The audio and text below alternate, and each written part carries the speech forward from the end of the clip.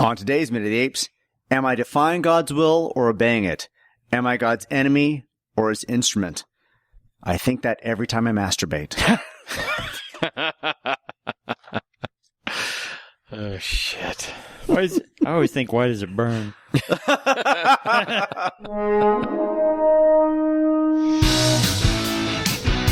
your stinking paws off me, you damn dirty ape!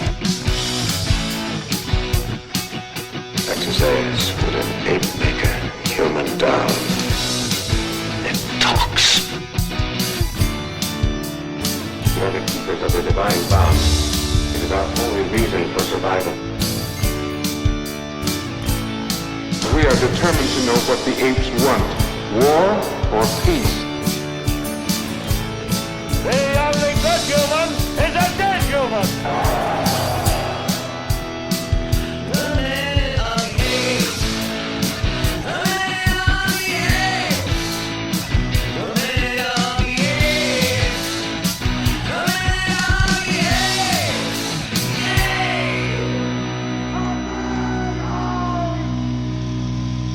Hello and welcome to Minute of the Apes, the daily podcast where we break down every minute of the Planet of the Apes movies, and I worry about what parts of Sean's conversations I have to cut out so the viewers, you kind people out there, don't have to... Wait, they're not viewers, they're listeners, aren't they? Yes, if they're viewing us, I'm looking at the door. I'm a little scared if they're viewing us. We are on to minute 48. It is Thursday. We're almost to the end of the week. We're getting there. Nala's taking this very well. Nala for a whole week of sitting there, yeah. I'm telling you, for a whole week, she's been very quietly sitting by. She's a good she's puppy. She's got to go to the bathroom at some point.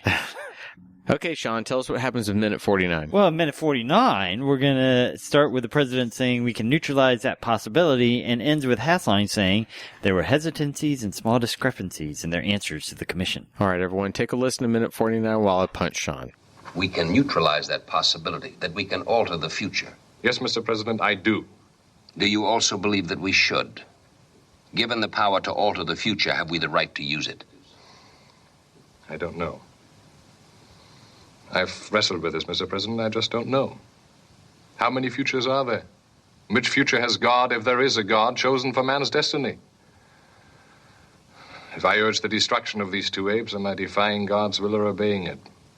Am I his enemy or his instrument? An assassin would say the latter.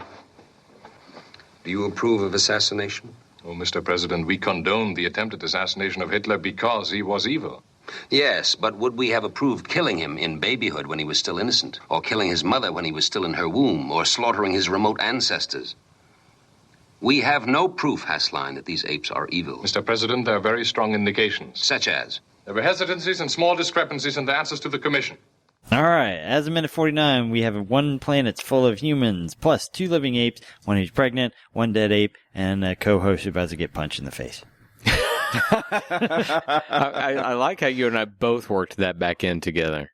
All right, so earlier the president said he was not going to line the apes up against a wall without facts, but now that Hasline is saying he's believing that they can alter the future, he's just going to accept that?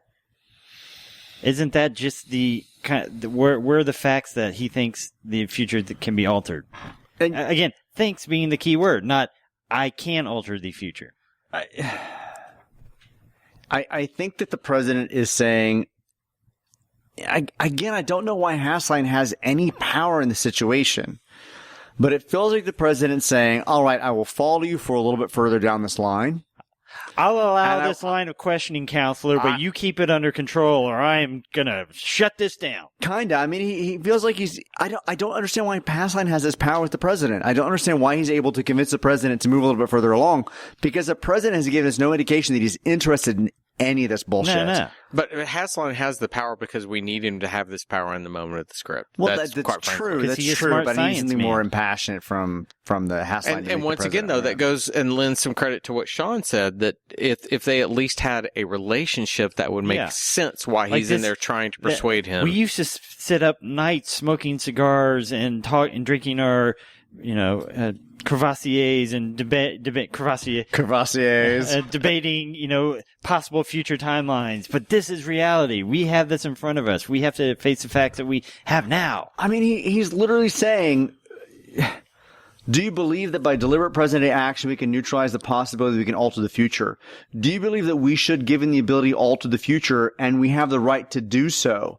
I mean, it's like classic like sci-fi thought.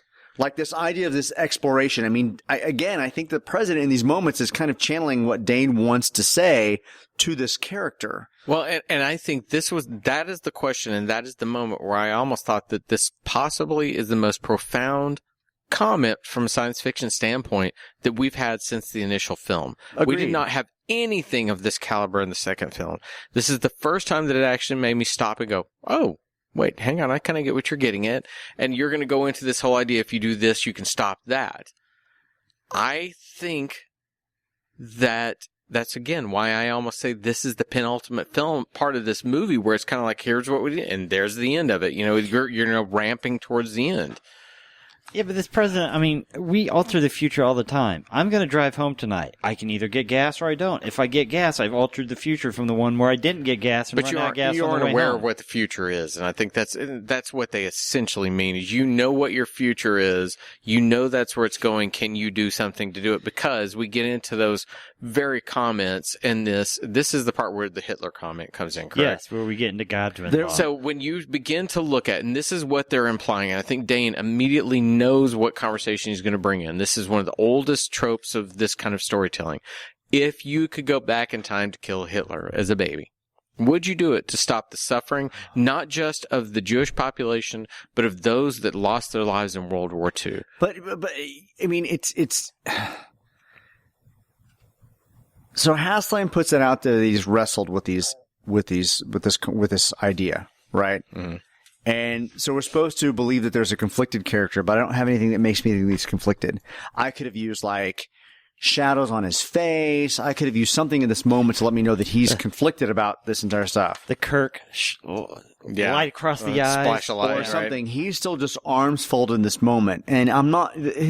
His whole like, how many futures are there? Which future has a God? He's then saying he knows the futures are uncertain.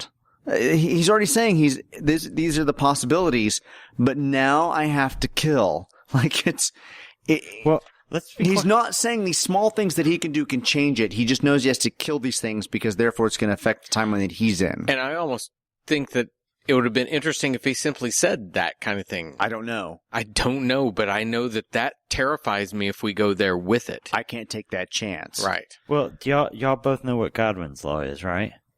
And why don't you please tell us? So Godwin's law it's an internet adage asserting that as an online discussion grows longer, the possibility of a comparison involving Nazis or Hitler approaches 1.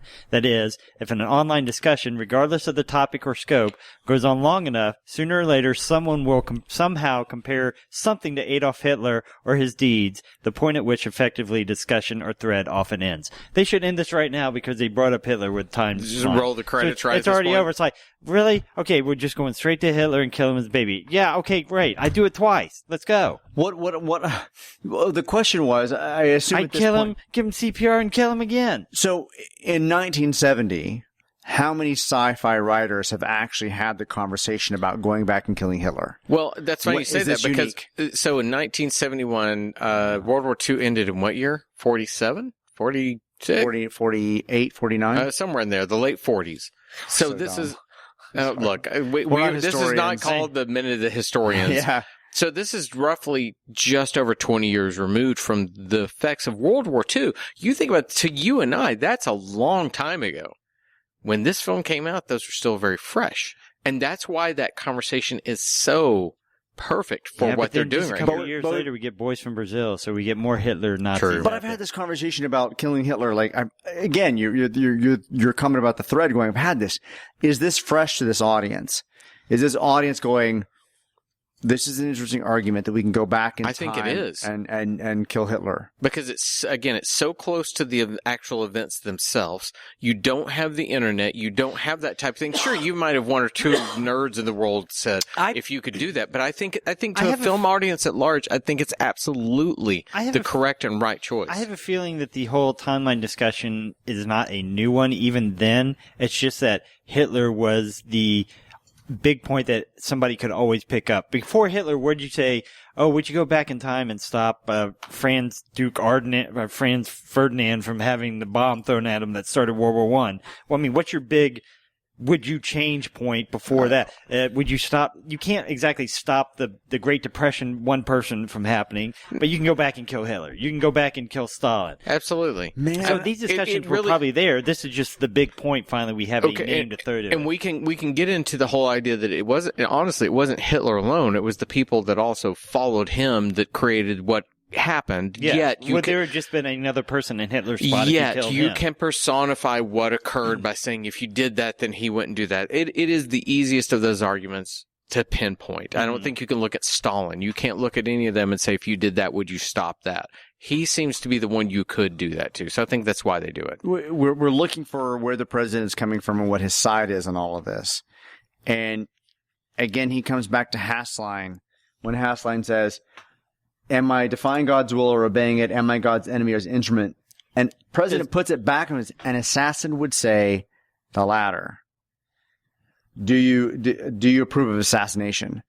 And he's basically saying, you're a villain. If you think that this is what you want to do, you're the bad guy. Do the ends justify the means? You're not the good guy. You're the bad guy. And so Hasline tries to come back to him and say, we condone the attempted assassination of Hitler because he was evil. And then the president brings it back and says, but should we go back and kill him in his babyhood when he was an innocent, or killing his mother when he's still in the room? Slaughtering a remote ancestors, we have no evidence, Hasline, what these apes are evil. Like, it's just, I mean, the president is everything is every argument against why Hasline should be doing what he's doing. It's thoughtful, and it's meaningful, and it's conversations we should have about our politics and about our society. That's why this moment is brilliant. We needed that conversation. Let me know that the president was somehow sympathetic to Hasline, because right now, the president is just shutting him down. This is a point where Anakin Skywalker busts in the door and comes in and says, yeah, but from my point of view, the Jedis were bad guys. Yeah, that's exactly right. That is absolutely right. This is the point when George Lucas ruins a movie. But, this conversation is so on point with this. Even, we can pull it apart and we can say all these things that the president should have brought to it. But I guarantee you that there were producers, there were studio heads and everything that looked at this moment in the script and went, that's brilliant. They didn't change a line. I mean, but there was one marketing person that went and goes, hey guys, we probably really shouldn't bring up Hitler. We actually have seen the demographics and people don't like it when you bring up Hitler and they won't come see the movie. So we need to cut this part. Okay. In the thread now. Well, That's right. They didn't. I mean, there was nothing. Didn't, thank God. There was nothing in the moment in the script that was edited. The only thing that they changed was, I think Hasline says Mr. President once or twice, just to kind of. It's a beautifully written conversation, and it flows well. Are there things that they could have made better? Yes, but I think that especially for once, to now go back to a real conversation. The reason Beneath suffers so much for me is that it does nothing to evolve the conversation from the first film. It's just, I created this reality and I'm going to wallow in it for an hour and a half. This one creates a new reality and brings some new layers to it. When we get to tomorrow, there is some stuff that is taken out of the script for the minute. For Friday, but largely the dialogue between the president and Hasline has been unedited. They wanted all of this to be in. They didn't edit anything out. They added a Mr. President here or there, but it is word for word what Dane wanted this argument to be, and they stuck to it. And I love that because it's important. I do too. Going back and killing baby Hitler. Why don't we go back and kick Hitler's dad in the nuts? Wouldn't that help too? Yeah, but I think that's the same kind. The easy thing is to say, if I could take that and eradicate it, yeah, you could go kick him in the balls, but then you might make a worse Hitler. Hitler's granddad, but I mean, the Germans had already suffered from World War I. They were already in a position. That's half of the reason that his stuff don't was created. justify Hitler. But they were already in a position to kind of follow somebody like Hitler, to follow this national pride that would lead them to this next Second World War. Well, I'm just saying, if you kick Hitler's dad in the nuts, then the sperm that makes Hitler doesn't get to come out. But if it hadn't been Hitler, there would have been something else. And if there it wasn't in 1946, it would have been a decade later when this nation had been. Well, then there's also the argument, and I'm probably going to get this wrong, but I know that Hitler lost a brother or something like that, there was something along those lines that he lost someone very dear to him, and that was almost the point that threw him off the edge. Or if he had been a better painter. So if could you not have saved the brother? There's a more positive thing. If you saved the brother, would that change Hitler's?